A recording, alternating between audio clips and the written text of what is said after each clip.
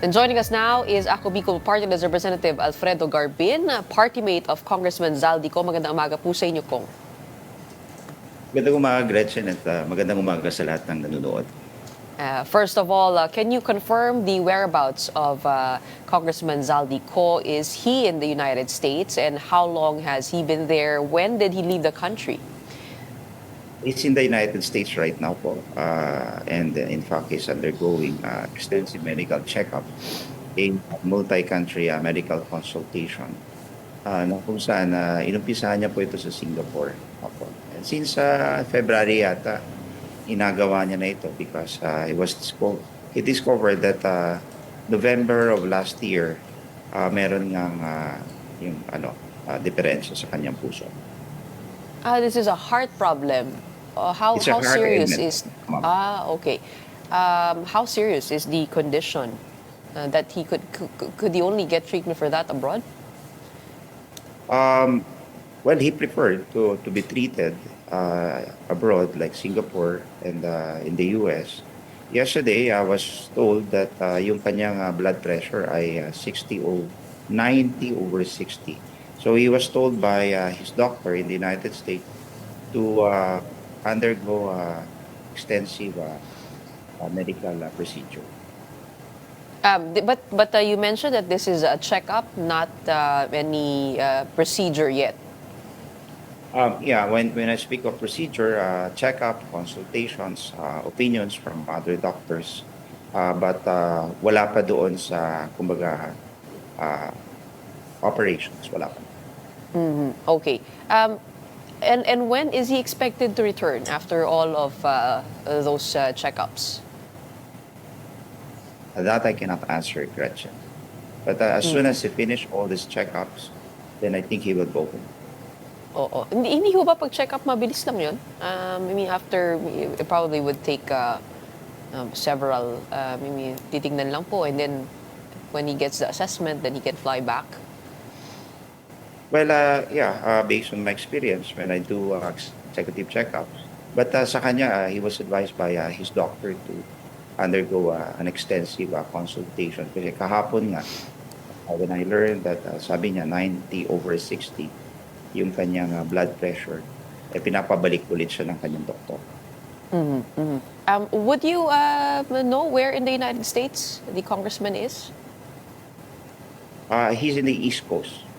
So the particular and specific state, hindi ko po masagot ngayon. Oo, he is a public official po kasi, no?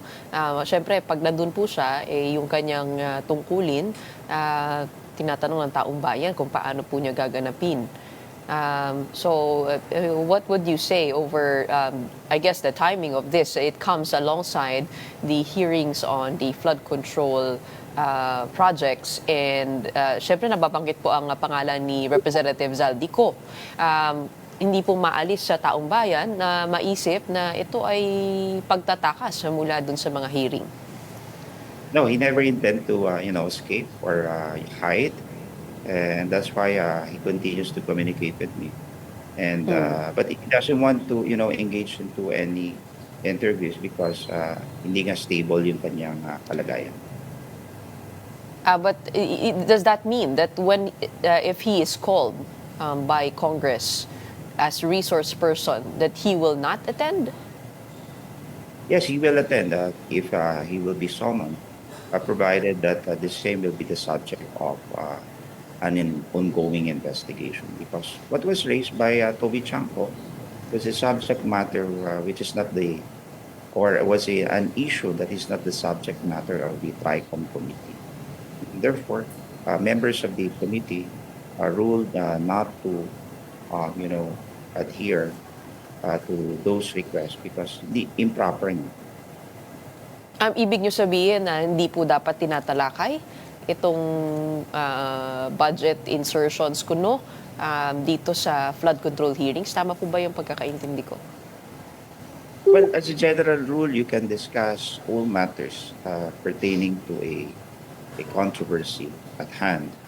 But yung tinatalakay po noon, doon sa TRICOM committee, if I may say, ay yung mga flood control projects already implemented and subject to scrutiny. Some of them were found out to be ghost projects and substandard or not completed. So you speak of a budget na hindi pa siguro implemented, hindi pa downloaded. Eh, kumbaga, malilihis lang yung usapan ng issue o sa issue. And of course, Doon sa when we talk about the flood control projects, we do know that this is an extensive, systemic-wide corruption that has been linked even up to the level of congressmen. For example, if you take a look at the data surrounding Bicol region, kayo po ang may third highest budget for flood control. Number 1 ang Central Luzon, pangalawa pong NCR. At dalawa po sa kumpanya na related po kay Congressman Zaldy Co ay top contractor sa Bicol. Katulad na lang po ng Sunwest, they are the 5th leading flood control project contractor in Bicol. And so, isn't it just correct to be able to clarify or get the documents from the congressman, knowing that he is also House Appropriation Chair. He was, at naging parte po siya dito sa small committee at pati na rin po sa BICAM. Hindi po ba parang nalilinya naman po sa tama yon, yung conversation na yon? Christian, just to put you in a proper perspective, Kong Zaldy is no longer part of Sunwest. Even in all documents, the SEC registration, hindi mo na makita pangalan doon. Pangalawa, talk about Sunwest, the president and CEO of Sunwest was there present. And so he could have, Toby could have, elicit some questions to the representative on Sunwest. But what drew my suspicion was when he ignored and hindi man lang siya nagtanong doon sa St. Timothy and Sims Construction Trading na nakakuha rin ng mga flood control projects sa kanyang distrito. And if you talk about transparency and accountability, you should have first asked questions on those matters pertaining to his territorial jurisdiction, wherein two of the contractors, such as St. Timothy, Sims, who were involved in ghost projects in Bulacan, were also taker and awarded contract in his districts. Okay. But going back to Congressman Co, no, his brother Christopher Co, Congressman Co, is also the founder of High Tone Construction, which is also a top contractor in the Bicol region. What is the level of divestment of the brother? Alam mo po, Gretchen, hindi ako spokesperson ng High Tone. Hindi nga ako involved sa Sunwest at saka sa High Tone. So if I may, let's focus on the budget insertions and the TRICOM because I did not appoint myself as a spokesperson of Sunwest and High Tone. That's correct, but also Congressman Zaldy Co is a representative of Ako Bicol, same party list as you. So, syempre po, kung implicated po siya, kasama na rin po kayo doon. Ano? What does the party say about accountability and transparency? Is the party open to fully cooperating with any ongoing investigation into these, pati po yung mga possible conflicts of interest? I repeat, Gretchen, Kong Zaldy stand by the fact that he already divested from Sunwest, and in all its hearings in the Senate and in the House of Representatives, the President and CEO of Sunwest is always present to answer all the questions pertaining to their existing contracts entered in the public works.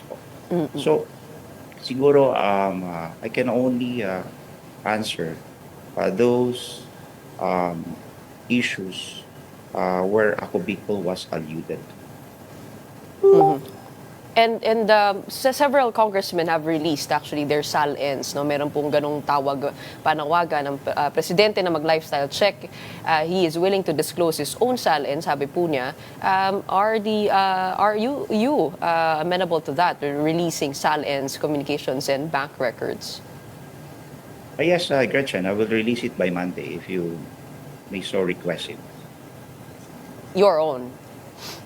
Yes, Pati rin po, would the party urge Congressman Zaldy Co to do that?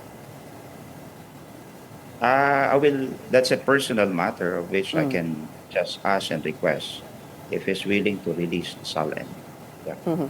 Okay, puntahan po natin na yung flood control projects dyan po sa Bicol. I mean, kayo po ay, kamusta naman ho yung proseso on your part in actually the oversight of the budget when it comes to infrastructure?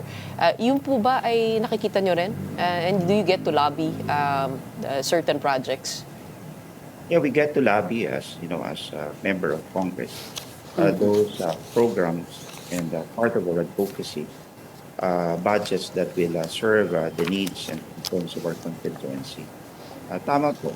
But as of now, naantay rin po namin yung report ng Department of Public Works and any independent commission on the findings of kung ano yung mga kontratang may kinakasagutan na anomalya dito sa Bicol region. And so far, wala pa.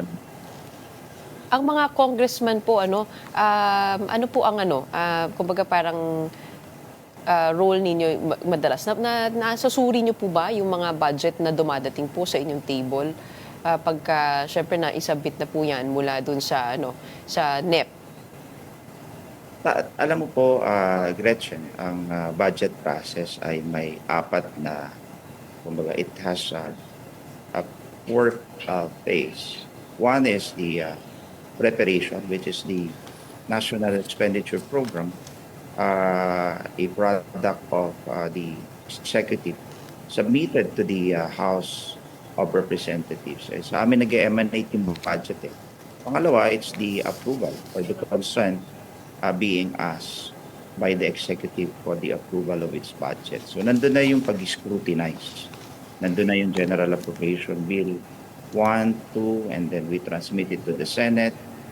And then if there is a conflicting provision, then we harmonize the same through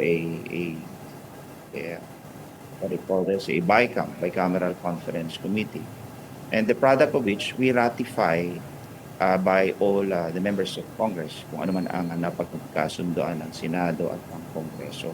So ang sinasabi ko dito, and really in relation to the accusations of Toby Chanco, a budget, the General Appropriation Act, is an act of Congress which was signed into law. In fact, siya mismo bumoto doon sa GAA, pati sa ratification ng BICAM. Hindi ko alam kung bakit hanggang ngayon nagre-reklamo pa rin siya. But he was part of a product, a law that he himself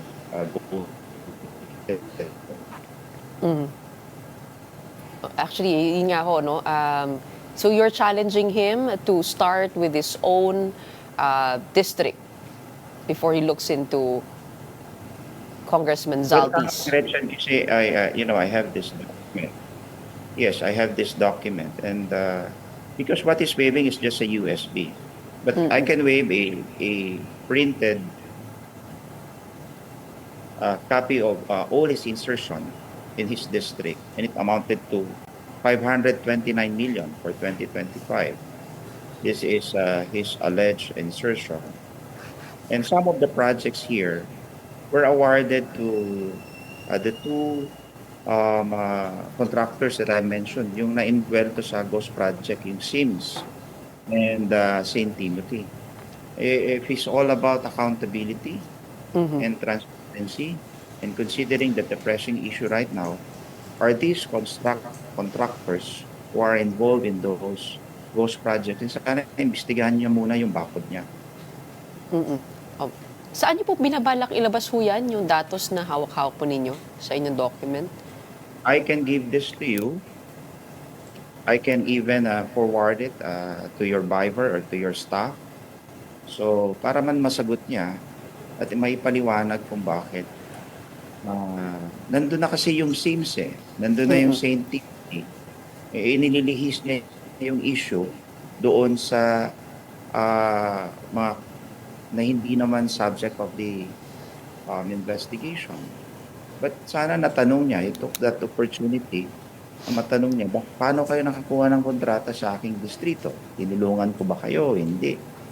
Flood mitigation din yung, flood control din yung i-implement ng SIMS at ng St. Timothy sa kanyang distrito. Congressman, as a final question, because of the uncertainty when Congressman Zaldy Co will come back to the Philippines, ano pong plano ng Ako Bicol in terms of representation? Meron po bang kahalili sa kanya? Considering that we are two in the party list, Ako Bicol, kayang-kaya naman po natin trabaho because when we file bills, magkasama when we our advocacy programs in our 6th province constituency, which is the Bicol region, magkasama rin po kami. So habang wala po siya, kayo po muna ang sasagot para sa kanya? Tama po. In fact, when I was out of Congress, that was in the 19th Congress, yung pag-implementa ng mga programa sa aming region Bicol, ako naman po talaga yung nag-iikot sa region. At siya naman po ay yung nagtatrabaho sa Kongreso. He was so busy in the 19th Congress because he's heading Committee on Appropriation. Okay. So at least we have a point person as to when it comes to the congressman. But we will await him. I mean, after all of these checkups, as you mentioned, and then wait for him to answer to the allegations himself.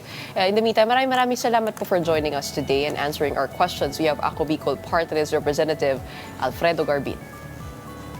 Thank you, Gretchen. Morning.